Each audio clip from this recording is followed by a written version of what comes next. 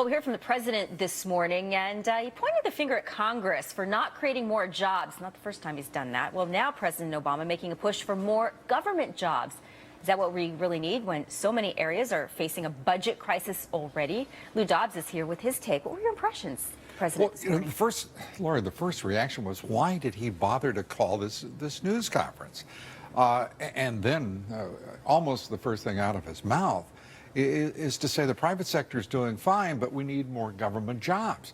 I couldn't believe frankly, I could not believe what I was hearing. He was almost unprepared, it sounded to me, or maybe a little bit bored, but I didn't really get a firm message for him and wondered what the impetus for the conference was in the first place. Yeah, so you and I agree in that perspective, because, and then the next question is, what are his advisors thinking about? Because for him to suggest that the private sector is doing just fine, let's worry about the teachers, the firemen, et cetera, who've been laid off.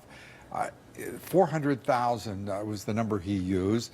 The reality is local government is laying off government workers, as they need to and must because of the overspending, their budget deficits, and he has no recipe, again, other than more government spending to hire more government workers, which to this point has not been successful in restoring prosperity to the country.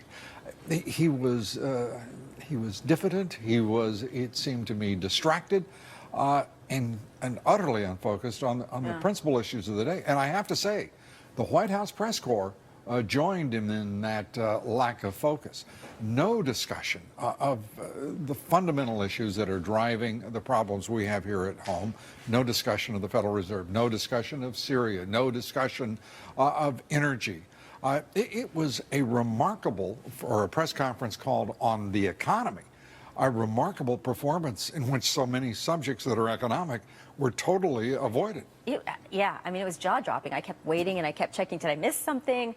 What's going on here? He did point the finger at Congress, which he did a couple of weeks ago. What's behind that strategy? And it leaves him so vulnerable to the other side. We heard the Republican leadership come right out, jump on the private sector job growth comment. Private sector's fine. I mean, come on.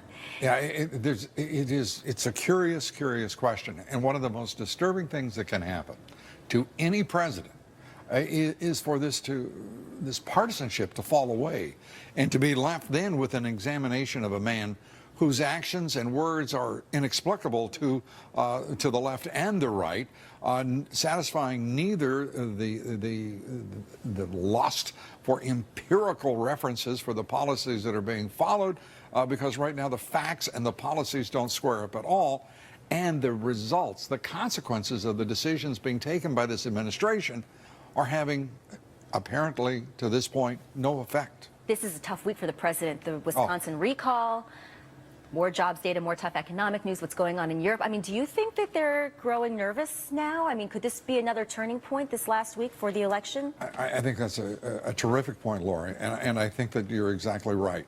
This is an administration, and his political advisors, as well as our commander-in-chief himself, they have to be wondering what in the world is happening around them. Because this is a president who has always talked about wanting to be on the right side of history. He is a historical president, given the fact he is the first African-American president. But he is right now on the wrong side of history because he has proposed lavish spending, has run up extravagant deficits and mountainous debt.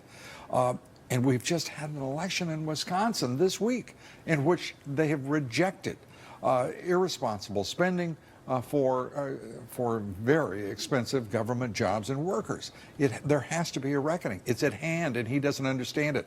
It also happened in San Jose, California, San Diego, California. The pension reform California. that passed, or was approved, rather. Yeah, it's fascinating. We are watching a country try to rationalize. This president is not adapting to new circumstances and urgent new calls for new leadership and new direction. And those calls are going to be answered. Yeah.